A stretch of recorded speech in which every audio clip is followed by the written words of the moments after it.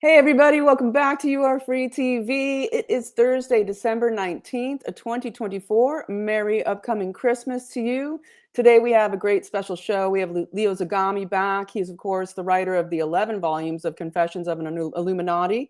We're going to talk some about his most recent book, focusing on mind control and MK Ultra, but also kind of bring it out into what's going on with people like Crooks, the assassinationer of Trump, which is still totally unproven.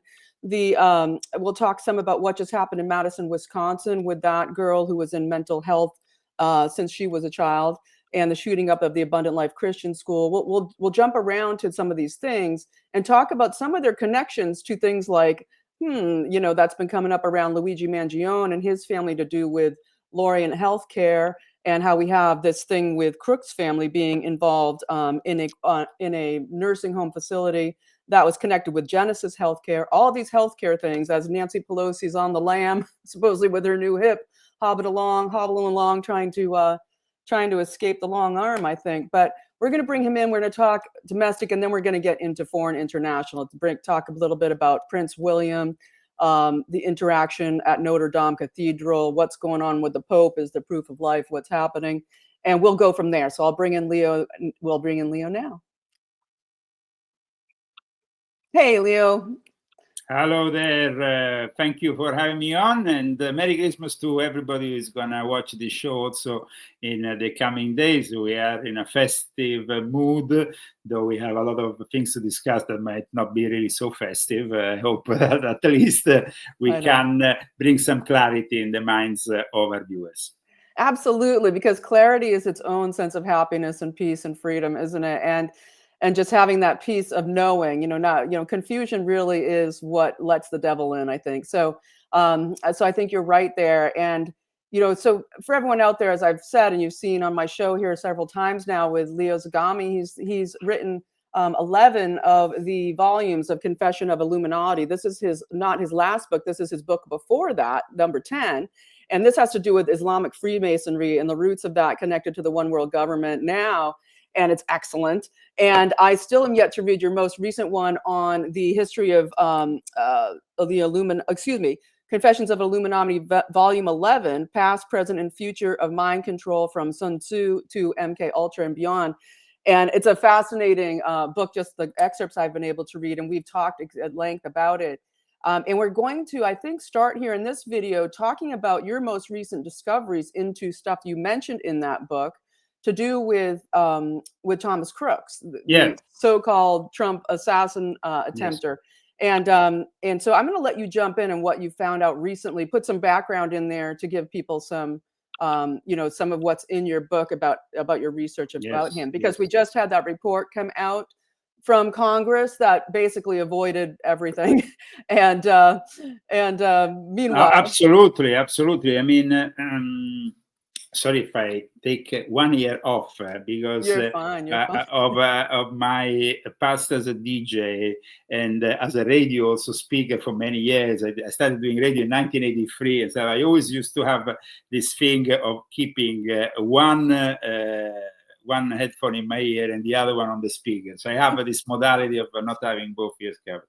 In any case, in my book, as you see in the cover, I put Thomas Crooks. Now, my book is probably the only one that puts together the dots of what happened on that 13th of July, which was also the day in which the Bohemian Club was conducting the cremation of care ceremony headed this year by Nancy Pelosi's husband. And this ritual was actually taking place right at the time in which they attempted the assassination of Donald J. Trump. And then you have the parents of Thomas Crooks, these two therapeutes that should know better, because they were both professional in the health care establishment. And you mentioned earlier the Genesis healthcare thing, which I find very interesting. But what we have discovered now is that he, of course, has always said, I gave the gun, but that goes against the whole narrative of a guy who actually gave his son. He changed the ownership of the gun the year prior to that assassination attempt. So why? His father is who you're saying gave. Yes. Gave why? his son the gun. So why does the father feel the need to say, I gave him the gun when you transfer the ownership already a year prior to that?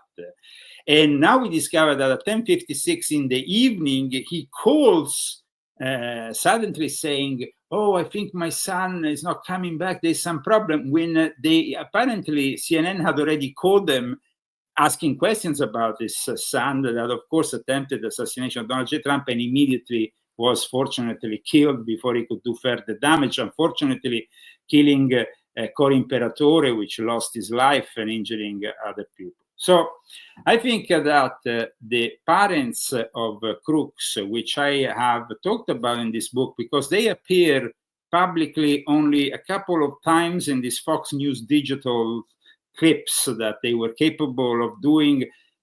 And the first clip was actually shot in the evening of the 23rd of July. And that is very important because that's the day in which their son was cremated. And you don't go to the supermarket and fill up a bunch of, fill your giant Walmart a trolley on the day. Then after a week, you are going to the lawyer and you basically answer to the journalist saying, oh, well, I have to pee. With no respect for the tragedy that your son has, and almost changed the history of the United States of America as we know it, because if Trump was eliminated, we will have definitely probably a different outcome and a different situation at the moment. Yeah, we'd be in a total, tyrannical, awful situation. We almost were yesterday again. Thank God they stopped that bill in the House. That was amazing. That's another that is, I think, the bills and the not bills, the approving of the bills. It's been theatrics for years and years, for decades. What we have to focus now is if Trump is capable of starting his own presidency. And if he's going to be doing that without being interrupted by either the military industrial complex or the big pharma that seem to really not go along with his changes that he wants to implement. Absolutely. Well, the thing is, in that bill, that massive omnibus bill was billions and billions of dollars to pharma, pandemic planning, FEMA camps, the whole 9 yards. It was a massive create a massive disaster of some kind for Trump to deal with in the immediate future, if not before his inauguration. But let's not squirrel too far. I want to I want to go back to Thomas Crooks. And I want to go back to Thomas Crooks because I start my book by saying that there was an official announcement made by the CIA, and this is very unusual, when they said that any claims that he was connected to the CIA and MK Ultra was erroneous. Of course, like the CIA said, this program was shut down more than 40 years ago. So they were actually correct in their assertion. However, that doesn't mean that Thomas Crooks was a mind control, because after the end of MK Ultra, which ended formally in 1973, there were many other projects that led to the present state of psychological warfare, of mind control, of cognitive warfare, as is known today. And we see over and over again things happening, like the recent attack, school shooting with Natalie Rapnoe, who identified probably as a man or something else, hated her schoolmates because they were Christian, and she was brainwashed with all this hate that you can actually read about in her alleged manifesto that fortunately was capable of circulating on the net even after they closed down access to the two profiles that are allegedly connected to this Natalie Rapnoe. But when you go and read the level of hate of this person, and you also see the level of hate in Luigi Mangione. Luigi Mangione comes from a family of Italian immigrants who lived the American dream. He shouldn't be angry. He should thank America and all the opportunity he has. Otherwise, he will be probably left in that shithole of Italy at the moment. So Mangione is another guy who they now left is treating like some kind of sex symbol and somebody they have to even cherish and look upon. Maybe Hollywood will do a movie about him, because they say that this Luigi Mangione did almost the right thing, killing this CEO head of United Healthcare. And that's, of course, a part of what the leftists want. They are hateful, they are anti-democratic in nature, and everything is fine for them. But when you criticize their own narrative, their own ideology, then, well, you can actually be on their hit list, and it's kind of justifiable. I mean, imagine all the hate they spew, they thrown against Donald J. Trump. I talk about in volume 11, the massive amount of hate. And unfortunately, we really, like many people say, we dodged the bullet by not having Kamala Harris as next president, because that would be the ruin of the United States as we know it. But the fact that we have managed to save America, even after this cognitive warfare that was relentless against Trump, against the MAGA Republicans, depicting us like some kind of monsters, white supremacists, Nazis, and all kind of bullshit, it didn't work out. So I still have hope now in the United States of America. Yeah. I might be naive, but I still have hope that we can maybe turn around things. Well, there is a massive sea change happening, and we are seeing it across the world. You know, the coups they're doing on Georgia and Romania for being populist governments coming in, and I think Keir Starmer just put off the election, just said that they're postponed. He has like a 15% approval rating. He's in the crapper. Canada's about to go down. Germany, Schultz is going down. So there's a lot going down, right? And I think what we saw at Notre Dame, you know, the other weekend, where you had Trump there, you know, and kind of everybody's kissing the ring. You've got like Prince William all up on him, rubbing up on him, and you know he's up in the front. He's like the king walking in around these munchkins. And there's a huge change, but you know. Well, I mean, it was interesting at Notre Dame, because I tell you, I saw the whole thing from the beginning. I want to see a little bit how the dynamics of it was. And I must say that initially they kept him kind of in isolation, because he was actually placed next to Macron and also next to the First Lady of France, and then next to, of course, Jill Biden. And these people were not there yet. He was alone and surrounded by people who were watching like a rare animal at the beginning. And I was actually sad for him. I said, what did they do? They put him there isolated. Then later on, of course, Jill arrived, Macron arrived, the First Lady of France arrived. And then, of course, he was there surrounded by everybody, and then everybody saluted him with the respect. There is, of course, a change from these leaders, because you see, our internal affairs here in America are not really well understood abroad.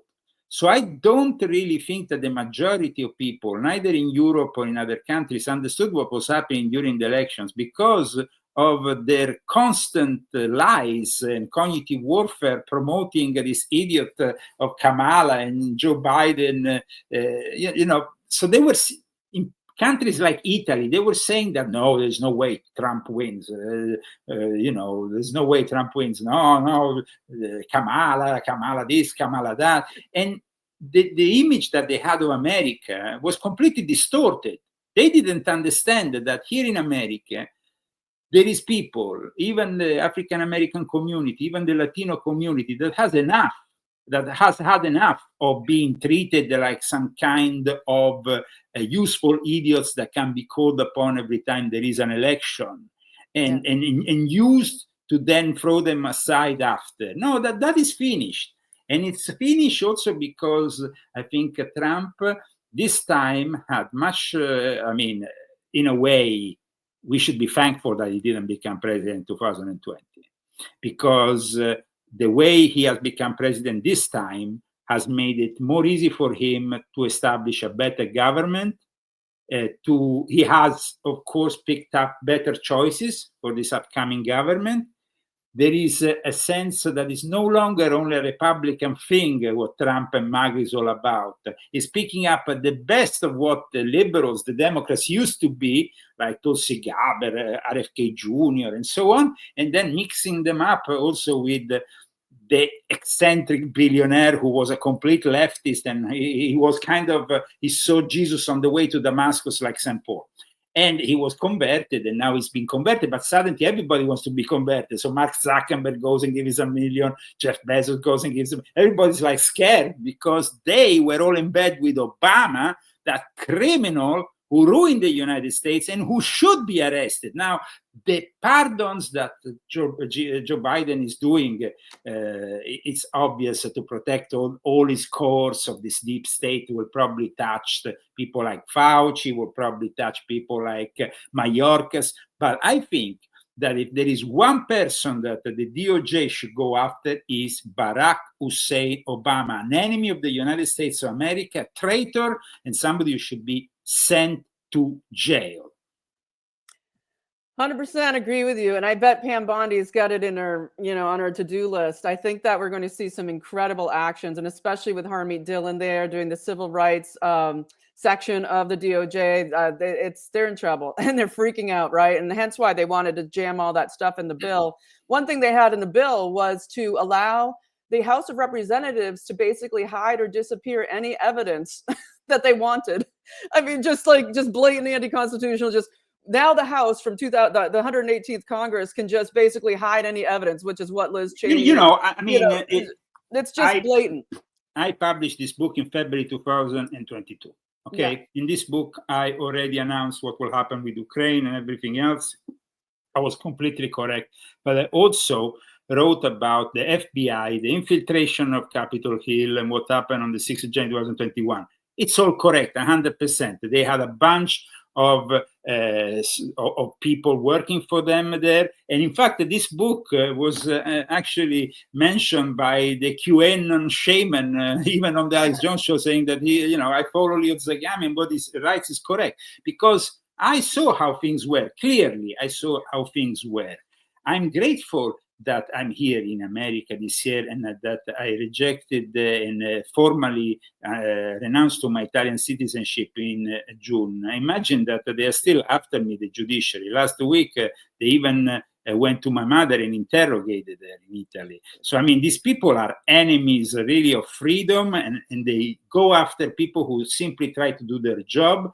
And people don't realize that in Europe, nowadays, there is a dictatorship. You cannot mention things that go against the narrative, that you get arrested or you get the police on your door even after a Facebook post, like it happened to me when I was living there. So I think that people need to realize America is the last country where freedom is in place because of a constitution. But like Benjamin Franklin said, we are a republic as long as we can preserve it. This more or less along these lines was his concept. And we have been able to preserve it by electing Donald J. Trump. Now, I don't say that Trump is a saint or somebody perfect that can solve a saint. or that with a magical wand he will be able to solve all our problem, because there will be so many problems generated by this administration in 4 years. Even now they're selling for few cents the pieces of the wall. I mean, things that are, only that was in the Defense Authorization Act. It was literally in there that it had to happen. This is what they do. They make into law this crap that we don't know anything about. Also into law that they can stay remote worker, like the people who work for the government for another 5 years can do remote working when we don't have any pandemic. This is ridiculous. So of course that Doge, what Elon Musk and Ramaswamy, whatever they are doing, will have a lot of work to do, because there is definitely a lot of waste and a lot of corruption. Having said, it's almost always. And did you hear today that they're putting forward the possibility of Elon Musk as the Speaker of the House? I don't know about. Well, he's not a natural born citizen, and it's a constitutive government. But they say it would just skip over him and go to the Senate pro tem if we were in a COG situation. But Anyway, very interesting. I don't. I mean, the thing is, we shouldn't really base this movement on a specific person.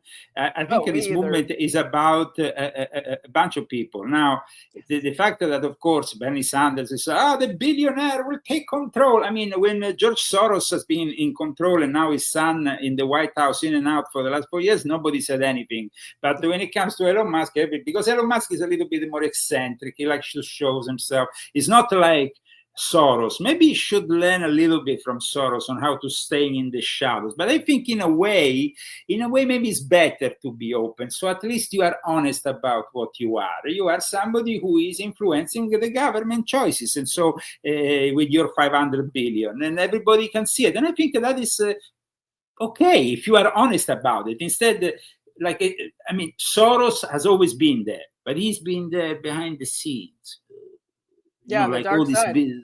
And Musk stayed behind the scenes until he kind of had his come to Jesus moment. I mean, he wasn't around out, displaying himself when he was getting all the DARPA contracts and the hundreds of billions of taxpayer dollar money, for all of his, secret space projects. I mean, he's out here now, and we're going to see what he does. We see what he does, what his follow-through. I think one thing about Elon Musk, first of all, a good exorcism, which I advised the Trump campaign to do. And in fact, one of the best exorcists, like I wrote in leozagami.com, visited Mar-A-Lago when Elon Musk was there, and they exorcised everybody there.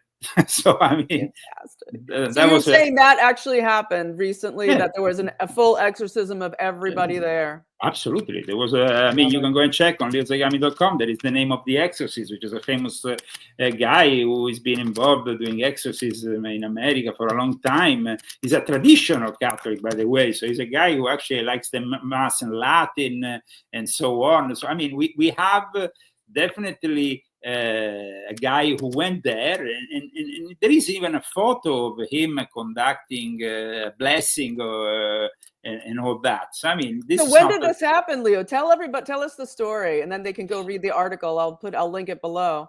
But tell us the story. That's fascinating. Yes, I mean, especially right before Christmas. It's like the Ebenezer Scrooge story. Give us the full down. Well, I mean, it didn't happen now. It happened a few weeks ago, but it was already after the November election that they started to think that something had to be done. You see, because regardless of what we might think of Trump and his family and the way that they approach Christianity not in the most orthodox way, so to speak. There is a lot of belief in the values of Christianity, and I must say that Trump has become more and more obsessed. I think also because he has understood that. You are not only playing, I think that what happens here is this. After the attempted assassination, Trump feels in a different way, also about religion. Sure. So when this known exorcist arrived in Mar-A-Lago, soon after the election, and this guy is called Chad Alec Ripperger, I hope to pronounce him well. He's an American Catholic priest and exorcist, and the founder of a traditionalist Catholic society. But he's recognized by the Pope. He never was one of those Lefebvrians who is now not recognized by the Pope. No. But he went. His story is. Very interesting, because he received the priesthood from a group of priests, and then he went on to become the founder of a traditional Catholic society that is known as the Most Sorrowful Mother, the Dolorian Fathers. That's how they're based. They're operating now under the Archdiocese in Denver, in Colorado. Oh, but his group comes, his involvement in Catholicism comes from a traditional group that at one point broke with the Lefebvrians who, as you know, broke with the Catholic Church after the Second Vatican Council thing.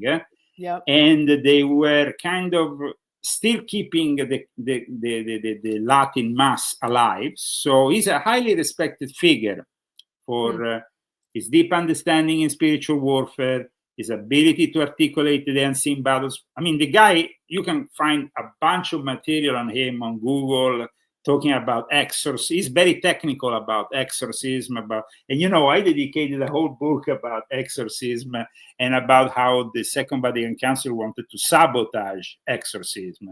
Volume 6.66 has a lot about that. But they reformed the exorcism. Basically, what they did was this.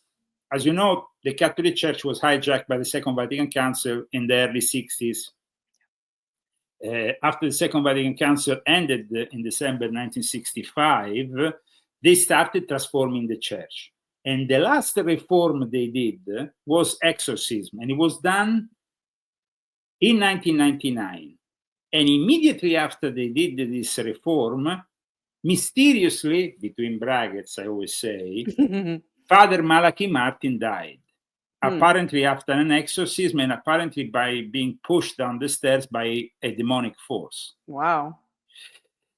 And we don't really know much about that because it's always been up in the air, but this is a fact. Father Malachi Martin, for those who don't know it, was, aside from a great author, he was a former Jesuit who had been involved with Cardinal Bea, Jesuit, in the Second Vatican Council, who saw all the twists and turns of the Second Vatican Council and who then decided to retire, but maintain his castity vows and his priesthood integrity. So this Father Ripperger, he's a guy who emphasized the need to return to traditional form of Catholicism filled with piety, spirituality, and, like I said, the traditional Latin Mass. Now you know that during the Joe Biden presidency, the FBI even went after the traditional Latin Mass goers. Yes, hugely, and there still are, basically. Yeah. Yes, and so this has been unfortunate. I mean, they go approve. You see, while the Pope now in 2021 he did this motu proprio Traditionis Custades, which basically imposed a severe restriction on who can conduct a Latin Mass. And instead, he's now encouraging the Mayan rite, which is some kind of pagan thing, mixing elements of I don't know what, that has nothing to do with Christianity. Well, isn't it sacrifice? Like, isn't it, you know, I mean, well, I mean, of course, the ancient Aztec Maya, they did human sacrifice, all this kind of, it's a little bit like the Pachamama kind of thing, you know? Like a Quetzalcoatl, isn't that these pagan elements that bring back the elements that have to do also with the female aspect of God for them, or whatever they have in their twisted concept of Christianity. But while like I said, while they wage war against the traditional Mass, they instead promote this other form. And that is because, like I explained in volume 6.66, the war is against the Latin, because Latin is what the demons really fear. It's a language that has very much power. It is an ancient language that I mean, for people who are non-believers, they will say, but who cares about Latin? Who cares about whatever? No, it has an importance. But then also there was a sabotage of the exorcism in 1999, and I explained it. Like, for example, they changed the numbers of times you do the sign of the cross, you recite the prayers on top of the exorcise, and that led, though, to some exorcists that were very prominent exorcists in the Vatican, like Father Amort, the late Father Amort, to rebel and say, no, we want to use the traditional Roman rite. We want to use it because it's like we don't want to be restricted in the way that we want to fight the devil. It's like you are giving us a gun with doesn't have proper bullets. It's you're giving us a gun with that shoots darts. I mean, it was, and so it led to the formation actually of an exorcist organization, which is very strong now in Rome, that follows more the traditional way of exorcising rather than the reformed way of exercising. And there has been a lot of cases of possession and an increase of cases of possession after the pandemic and during the pandemic. And I was one of the few people who, during the pandemic, wrote an article saying there will be an increase. While instead the Vatican was saying, no, the cases of possession are diminishing. They're not diminishing, idiots. You are letting a bunch of kids left alone at home in front of the computer all day. And like I explained in volume 6, one of the main ways the devil reaches you is through technology these days. That the cyber Satan element, which I have discussed in my trilogy of cyber Satan, as you know, volume 6.66, 7, and 9. And so when this guy went to Mar-A-Lago, and he went there because he wanted to give divine assistance and discernment to Donald J. Trump and his administration. And Elon Musk was there. And this visit is a reminder of the ongoing spiritual battle. And I think that is the visit by Ripperger, who left the priestly fraternity of St. Peter, which is a traditional Catholic society of apostolic life for priests and seminarians in communion with the Holy See, which was established from people who were part of the Society of St. Pius X, which are the Lefebvrians. And this, for people who are not Catholics, is a little bit difficult to comprehend, maybe. Do you know what the Lefebvrians are, the traditional... Just briefly from what I've learned from you. Okay. Monsignor Lefebvre was a guy who, after the Second Vatican Council, saw that the church was going in the wrong direction. So he started to nominate, without the permission of the Vatican, his own priest, and then later on also his own bishops.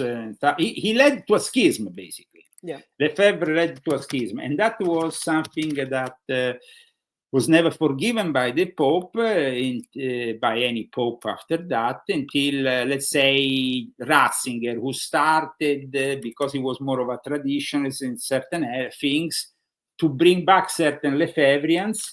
And like I said, 12 former Lefebvrians gave birth to this organization, this order, which was then nominated this priest, who then eventually founded his own order and is the one that went to Mar-A-Lago. So Father Ripperger has definitely the right energy.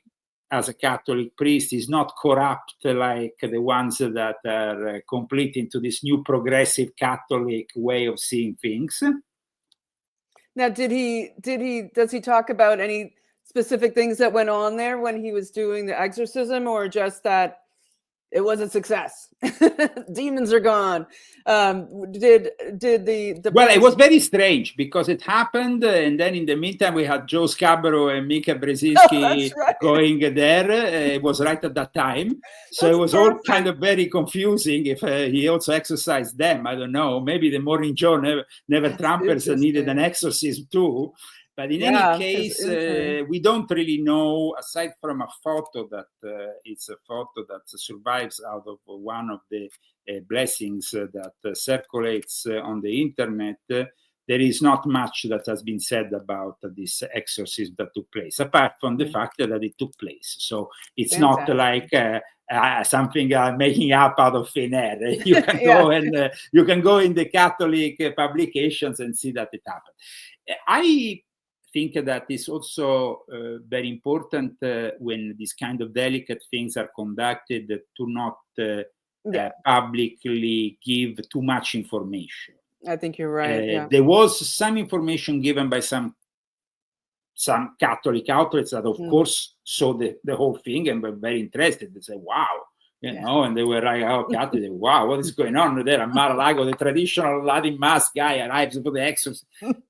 I love it. It's fantastic. I don't think there was Linda Blair with going around. I don't know. Maybe Mika, maybe Morning Mika. She might have. But the thing is that it happened soon after, and this is maybe it's just of course it's a coincidence, but just after the election, after he won, and after I saw that everybody was going to Mar-A-Lago, and I, as you know, I was invited as a member of the press to the rally in Coachella.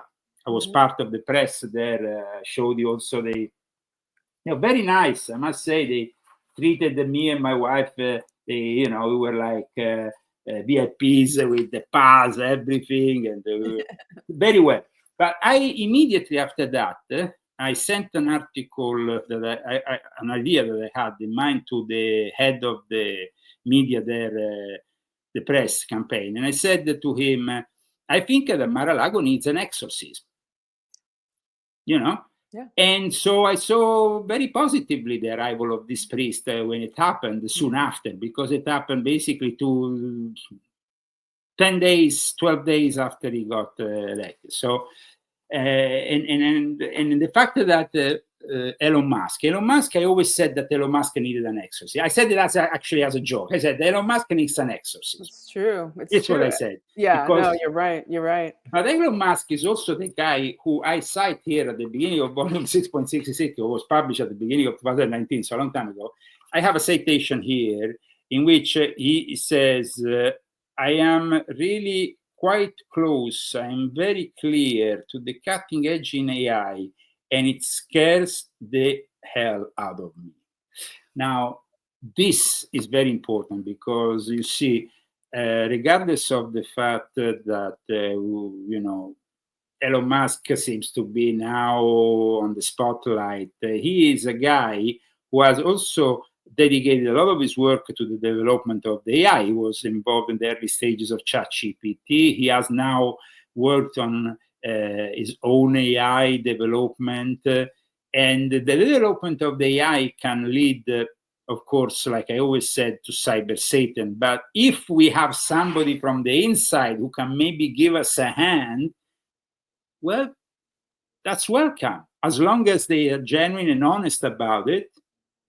I think that's a great opportunity that we have in this confrontation with the forces of evil, because eventually, if you have a bunch of leftist Jesuit programmed idiots in Silicon Valley who are devising this AI ChatGPT style kind of models, then you will have, of course, you ask them about Leo Zagami, ChatGPT in Italy was just, I was about to sue them after I heard what they were saying about me. All lies. Right. And you ask ChatGPT in America, it's a different thing from what they were saying in Italy.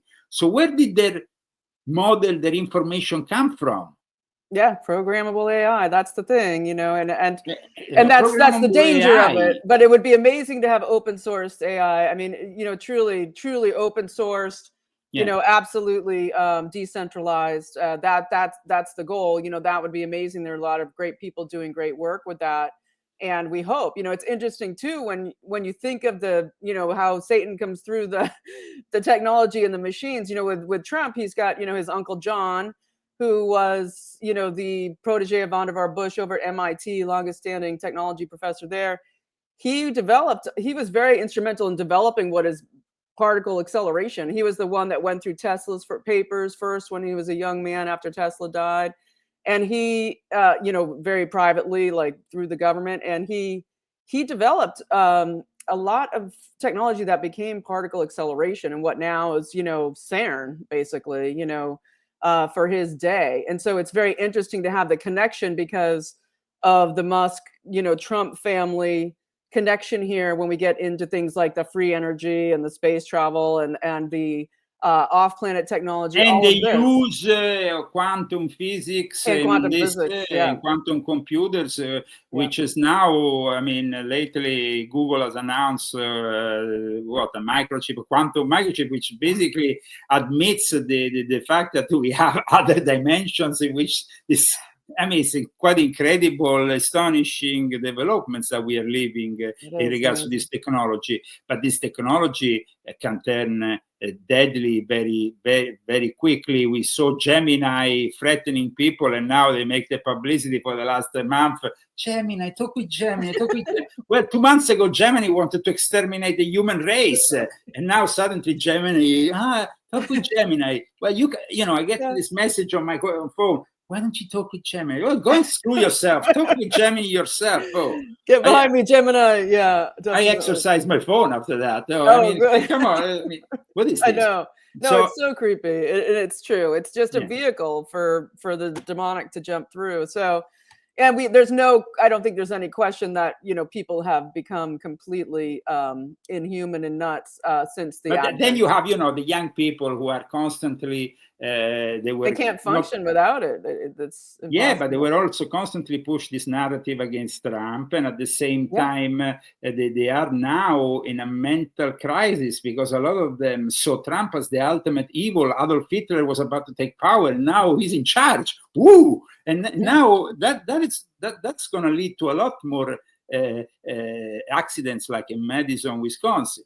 I mean, it is really sad to see somebody who was looking forward to do an act against her fellow students only because they bully her. Now, with all the respect, I was bullied myself when I was a kid because I was half English and I couldn't speak very well certain words of Italian. So what did I do? Did I succumb to the bullying? No, I asked my parents to bring me to judo and then taekwondo classes so I could kick ass. And I studied martial arts and I started to kick ass. It wasn't the solution of all my problems, but at least I didn't succumb. I didn't have to kill them. I could beat them up if they got in my face and they did something wrong, but I don't have to go there. And when I read the evil in that manifesto, alleged manifesto of this Wisconsin lady, did you read the manifesto? I did. And, you know, I think it's debatable still where all this comes from. And the fact that she was a chronic, you know, basically psychologically abused child, you know, like she was one of these people like the girl in Nashville. The same, and they hid the manifesto also with the girl in Nashville. I mean, these manifestos. But they were stuck, like from the time they were 6 years old, in very advanced psychological programs. You know, the one in Nashville, she was in the Vanderbilt Mental Health Center. That's literally an MK Ultra derivative place. Any mind control center today refers to the Tavistock Institute in England at a worldwide level. These weren't Crooks, you know, these weren't Crooks parents levels. These were real professionals, you know. Yes. You know, they seem more like grifters. But aside from that, any kid today, and I explained this, as you know, in volume 11. Actually, you don't know because you haven't read it all. But there is a whole chapter. I'm sorry. But there is a whole chapter about the use of drugs, of prescribed medicines from the 1950s, when MK Ultra was created as a response to the mind control in Russia and in Nazi Germany. They started parallelly to promote what would become later on these antidepressives that eventually became Prozac in the 1980s and so on. And these antidepressives have created a way to inflict even more damage on the youth, on the general population, because there is parents who just give them as a solution of all the problem to their kids in a very easy way, too easy. Those are very dangerous, those psychoactive compounds they use in these particular drugs. And so once you give them to your child, and he then becomes maybe a mass killer, or he becomes twisted in his head. I mean, you should never give a child this kind of substances. You should maybe have a chat with them. You should maybe, if you want. I mean, my father was a psychiatrist. He gave up on psychiatry altogether when he saw the political abuse of psychiatry. But at the same time, I saw my father also helping people when they were in trouble. But he himself refused to ever prescribe any drugs of sorts, because they are a way to simply get your child in the big pharma brainwashing scheme once you give them these substances. Well, and they're trying to cover or mask usually what was already done by the vaccines and the awful food, and so the children really are screwed up because they've got massive heavy metal poisoning. They have brain damage from. Listen, I describe in my book the whole serotonin theory is rubbish, and actually now, I don't believe that but either. now actually one of the most important universities in the world in London has confirmed that the serotonin level is complete rubbish. So the fact that, although proposed in the 1960s, the serotonin theory of depression became really being promoted in the 90s aggressively, and then with all the various serotonin reuptake inhibitors, and of course the infamous fluoxetine, which is Prozac, and then the idea was endorsed by the corrupt American Psychiatric Association, which is basically like saying a dependence of what used to be the MK Ultra, because once upon a time the head of the America was the head of MK Ultra. So MK Ultra doesn't exist anymore since 1973, and that's where I explain there is a lot more after that comes into the equation, because it was the CIA that right in 1973 decided to start a whole study on the mapping of the brain.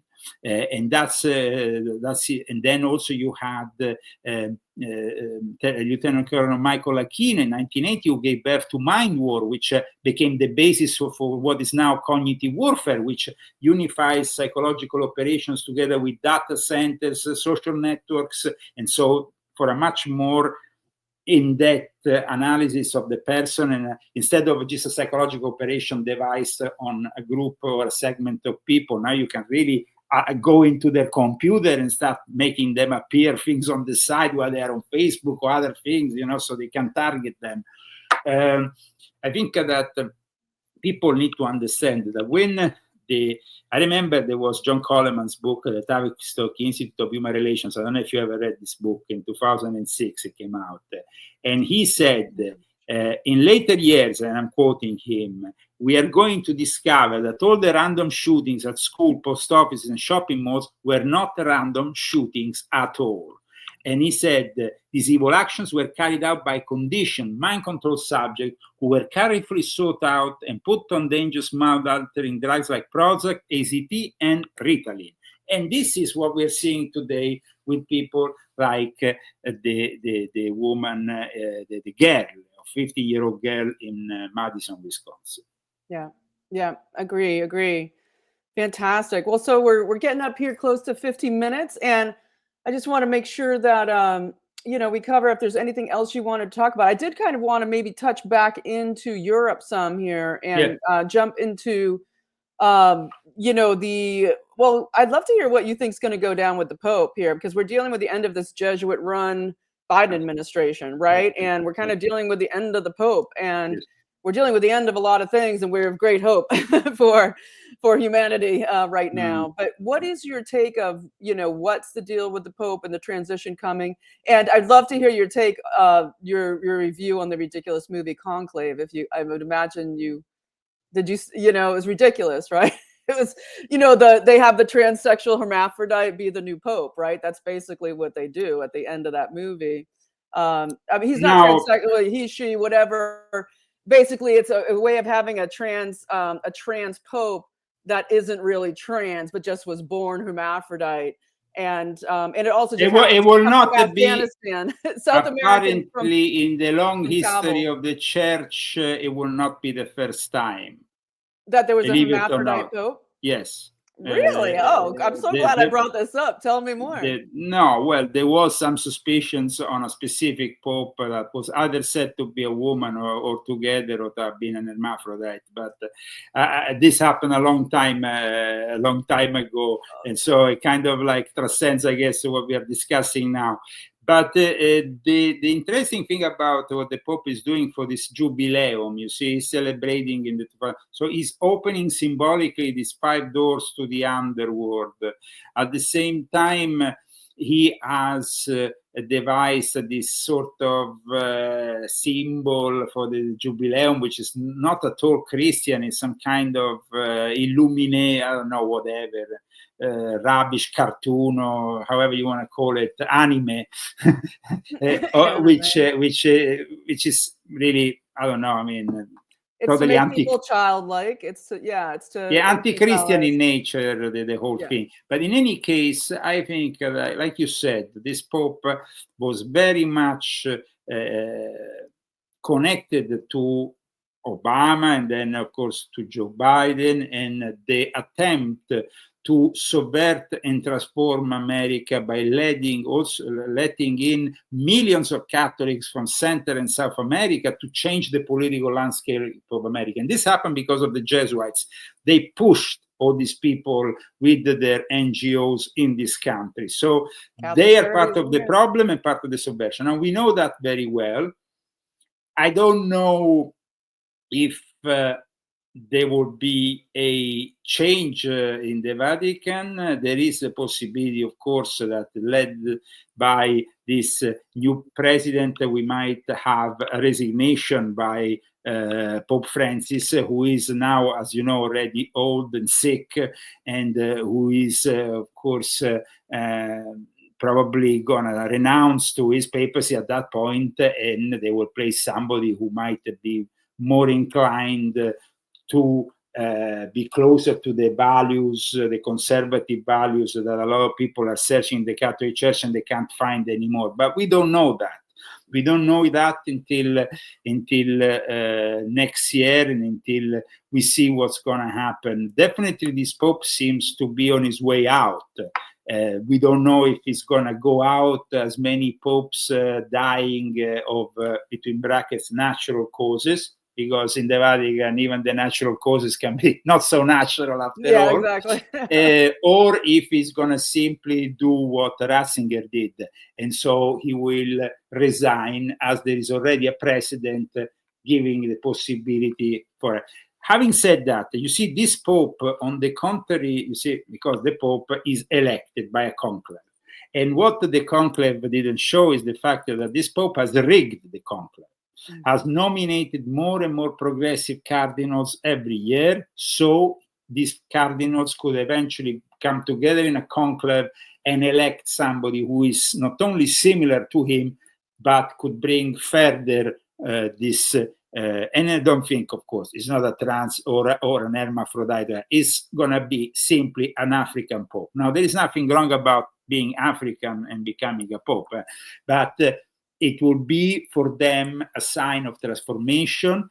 And of course, for those who have been involved in prophesying the future of the church, there has always been this prophecy surrounding a black Pope as the last Pope to close and end up the whole church thing altogether.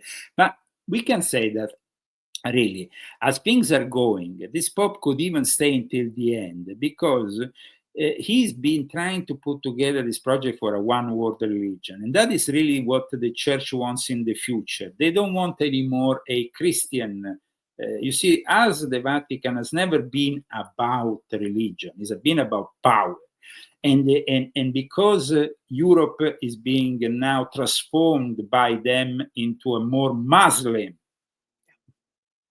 Chrislam, and of course, whoever wants to join it, because it seems like the Pope is open to anybody who wants to come on board for his one world religion project, which I described, of course, very much in detail. In volume 7, I explain also how Freemasonry is helping out the Pope in this project. So there is an active help by the Freemasons that, along with the Jesuits, have always been kind of working together. And let's not forget that Freemasonry is very powerful and influential in South and Central America, where then we have this push towards this invasion of the United States. And I think that the invasion is simply the transforming the United States, that was never a Catholic country, gradually in a more Catholic country. Interesting. I remember there was a book I read many years ago by a guy called René Guénon. René Guénon was a guy who was a member of the Illuminati, of the Freemason, all that. Then at one point he abandoned Christianity altogether. He went to Egypt. He married with the daughter of a head of a Sufi order, and he himself, but he's a very known intellectual, René Guénon.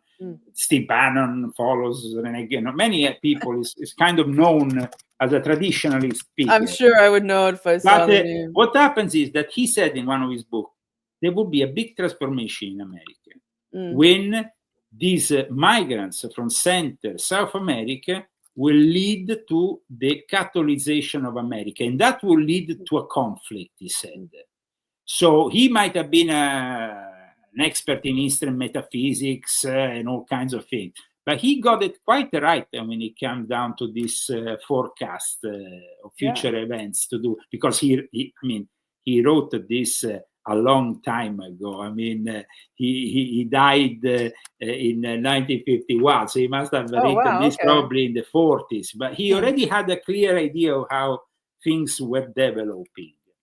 Interesting. Very because interesting. He was probably in the societies that were developing. Well, he had worked with the Jesuits. He had worked with the Catholics also very closely for a Catholic publication that was anti-Mason, because he went from being a Mason to being an anti-Mason in a very short time. He was born a Roman Catholic, and so he definitely had knowledge, and he worked with the Jesuits. He was well, the upper echelons of the Sufis were very involved in all of it too. I mean, they were absolutely, and I explained that in volume 10 of my confession. Yeah, I remember that too. You did a great job.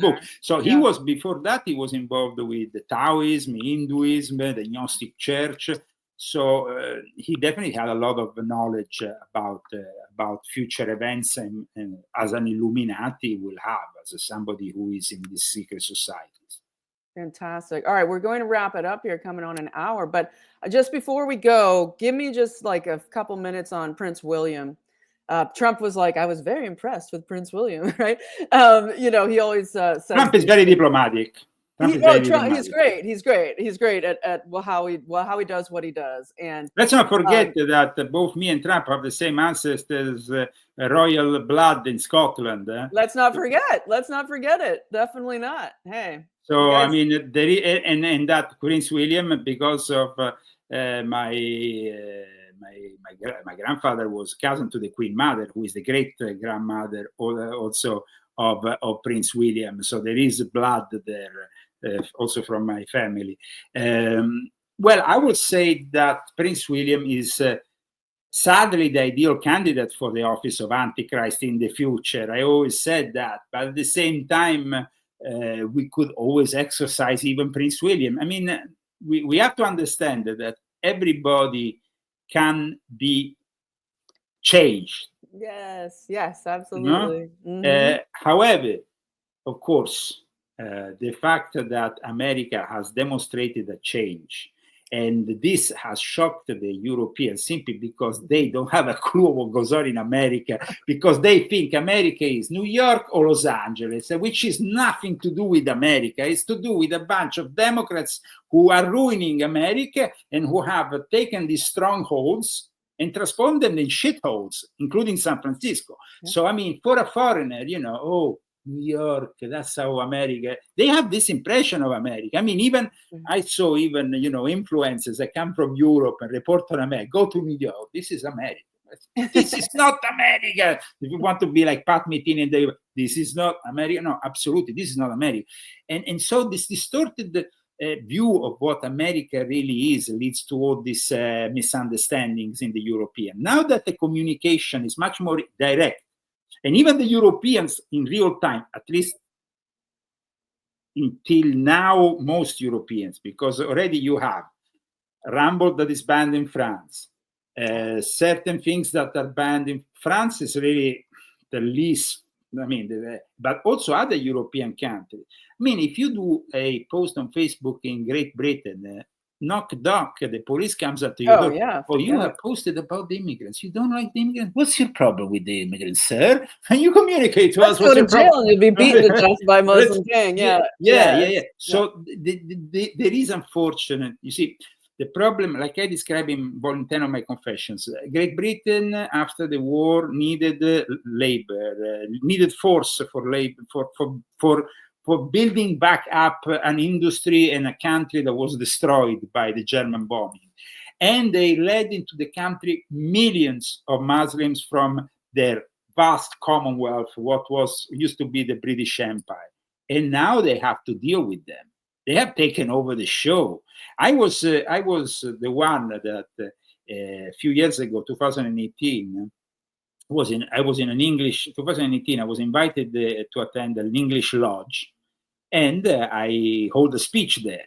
It was like because I was a Christian. I represented the Christian Masons, the strict temple observance. They wanted to hear my take on things. Well, I shocked them, and I kind of think also, at one point they took away they said, okay. They kind of were very British, very polite about it, but they made me understand that my speech had to end, because I was very direct to them. We were in a church having this Masonic meeting in the middle of the city of London, and there was this image of Jesus behind. And I watched them all. We were all in a Masonic gear and stuff. I remember, I turned around and I said, this is the guy who really founded Freemasonry. And if you continue with this nonsense and the Muslim invasion of this country, you're going to have people like in Turkey blowing themselves up in your lodges, and you will die because of that. And they were like, shocked.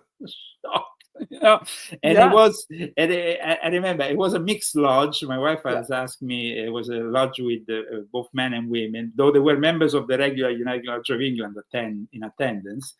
And because my wife had asked me, we wanted to become a Freemason as an experience. In the end, she didn't really want to be a Freemason, but she asked me to become one. So I said, okay, I'm going to bring you to this lodge in London where they might be able to do that.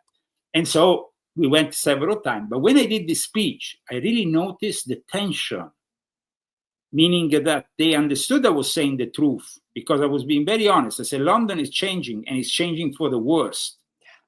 And I was shocked. I lived there 10 years in London. And I'm shocked about the way, all pubs transform in halal shops and stuff. And I'm saying, this is not anymore what Great Britain used to be when I grew up. I'm half English. And they were like, they were, I think they were ashamed. And I think the sense of being ashamed was so much that they, at the end, they just, they couldn't hear me too much. So they wanted to say, okay, now. So okay. Now let's pretend again. Let's pretend we all get along, we're all fine. But the fact that we were in a church, and the fact that I could refer to the origins of Freemasonry, because people don't know this. Nowadays, people, of course, see the Freemasonry in trees, fueled with occult elements, with esoteric elements, with this and that, open to all religions. And like I say in Volume 7, responsible for even participating with the Vatican in the construction of a one-world religion. So really responsible. But when they were born in 1717, formally as a Grand Law, it was about bringing back those Christians who had argued against each other and created a war that pushed the Puritans to come here to America, to bring them back together. So up until 1813, people don't know, only Christians were allowed in Freemasonry. And there were rights, specifically the right of Sikh temple servants, who are represented, which in the Enter Apprentice has a question. Are you Christian?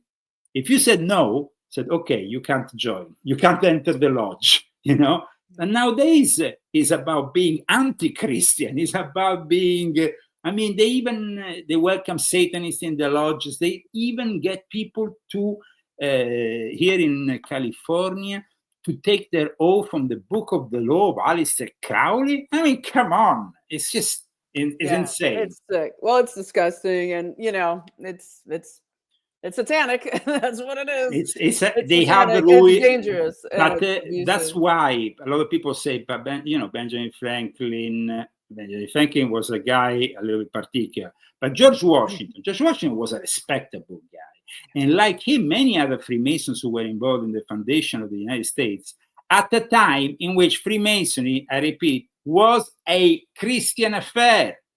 And so those Freemasons are not comparable with the ones you have today. And so when the Freemasons say, but we had George Washington, we had this and that at the foundation of the United States. Yes, but they were Christians. Yeah, absolutely. Absolutely. It's a fascinating topic, and there's some, and that's the separation of state and church happened because the state recognized that the church was corrupted. So there was the separation, but it was not the separation between the state and Christianity, because in God we trust is written on the $1 bill. 100%. So I agree. All right, I'm slowing down because it's already after an hour, and I know that we need to get going. No worries. But Thank you so much for having me on. Merry Christmas. I think this was a great Christmas message to end up the show with. I think you're right. And you know what? We need to get that message for Trump to make sure all those exorcisms go on in the White House before he steps foot in there. Well, right? Why not? Yeah, maybe you should also invite the same priest, which has probably done a great job in Mar-A-Lago, to also visit the White House after the inauguration, because I'm sure that the White House has a lot of residual evil to get rid of, and a lot of holy water to bless the whole place with. It's required liters of. Need holy water through the sprinkler system to come down, right? Yeah, really. Use the sprinklers for the holy water in the White House after Joe Biden leaves it, because the guy, it was a Catholic, the second Catholic president, but also a Jesuit. And a Jesuit is an anti-Christian force. 100%. It's not anything to do with Christianity. And that's why a lot of people say, but the Catholic Church is this and that. No, the Jesuits. And that's why we need to, it's a little bit like the Sabbatean Frankists and the rest of Judaism. You can't accuse the whole of Judaism. You have to be specific. Otherwise, you risk to generalize, and then you cannot be taken seriously. Totally so God bless you, guys. God bless you. God bless you. Have Merry Christmas, and I'll see you next time. I'll see you in the new year, okay? Absolutely. And have a great start to your year, guys. And let's hope that between here and the inauguration, all goes smoothly. Please, God. God is good. God is being good so far, and I trust that God will do it again. So, all right. Guys, take care. And for all the articles, leozagami.com. Oh, leozagami.com. Get his books, everybody. Thank you very much. When you jump off, I'll plug you here at the end. Okay. That would be a great help. I think that this book, at least, is a book that makes you understand the level of control, but also brings you to the realization that you can avoid being controlled once you are aware of that control. Until we are not jeopardized by that transhumanist element. And that's where really we need to have a good chat with Elon Musk about what you want to do with this transhumanist element of yours, because that is a little bit scary. Yeah. And, people are putting a lot of trust in him. So let's hope that he, continues to have these God shots, because it needs to be reciprocal, needs to be reciprocated. Well, thanks, Leo. Okay, and everybody go to leozagami.com, get his books. They're excellent. Go from 1 through 11. Just get the full education. You'll be amazed. Just an incredible scholar as well as an incredible thinker. So check out his work, and I'm sure we'll see each other again next year. And next year. There is also a new book I'm starting to work in January, and it's going to probably take me 3 or 4 months, because I want to say, but it's very interesting subject, very important subject, very relevant subject. Oh, good. I can't wait. Can't wait. Well, I'll get this one over the holidays, so then I'll be ready for your next one. And absolutely. Thank you very much. All right. And you are free TV. You are free, everybody. We'll see you next time. Oh, that's Leo. Woo. Okay, I need just a second to say goodbye to everybody, man. That guy is a talker, and he is an incredible mind. And I can never really lead the interviews I do with him, so I kind of just have to let him go. but it was just really fantastic to hear from him again. I want to say to everybody, Merry Christmas. I'll be back tomorrow, and we'll do news. We did have that great, incredible thing today. We did it. We shut down that Cromnibus bill. And I do believe it's a very significant thing that we were able to shut it down. That is a huge sea change. And I do believe that we'll get Johnson vacating the chair, or vacated from the chair. Who knows what devils he's having to pay, why he's doing this. But it'll be very interesting to see what happens today and tonight. And I will be back with you tomorrow to report on it all. So thanks for watching. And if you felt that this interview was not only entertaining, but informative and gave you some information that helps broaden your view and your knowledge, and you want to help out the channel, really appreciate it. There's ways to do so below. And of course, go and support Leo as well, leozagami.com. And I'll see you next time. You are free.